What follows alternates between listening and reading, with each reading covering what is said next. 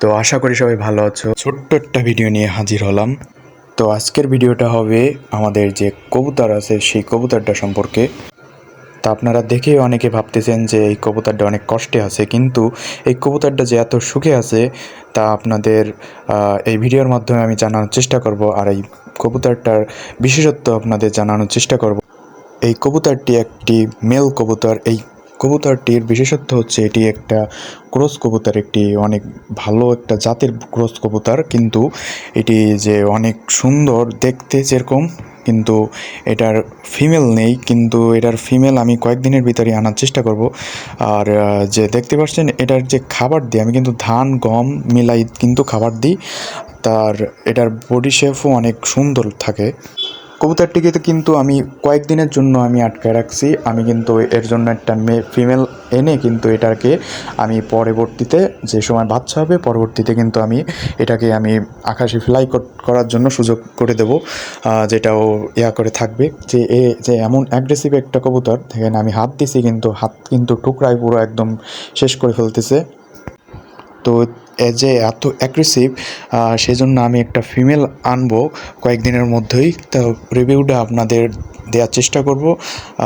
তা এ সম্পর্কে আমি নতুন, ঠিক আছে। তা আপনাদের যদি কোনো ধারণা থাকে বা এই সম্পর্কে জ্ঞান থাকে তাহলে কিন্তু আমাকে একটু বিস্তারিত জানাবেন কমেন্টে, ঠিক আছে। আমি কিন্তু এটাই নতুন, সেক্ষেত্রে আমাকে একটু সাপোর্ট দিবেন।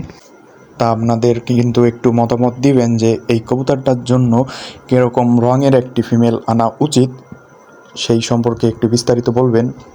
এই কবুতরটি কিন্তু আমি এখন ইনডোরে রেখেছি, পরবর্তীতে কিন্তু আমি ছাদে নিয়ে পরবর্তীতে খাঁচা বানিয়ে সেটাকে আমি ছাদে শিফট করে দেবো, যাতে ও স্বাধীনভাবে উঠতে পারে, ফ্লাই করতে পারে।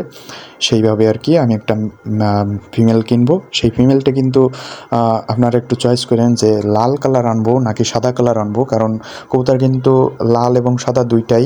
আর এর যে কত সুন্দর ডাকে দেখেন, কত সুন্দর ডাকতেছে, আমার ভিডিও করার সামনেই ডাকতেছে, কত সাহস! আমি এটা দেখেই অবাক হই।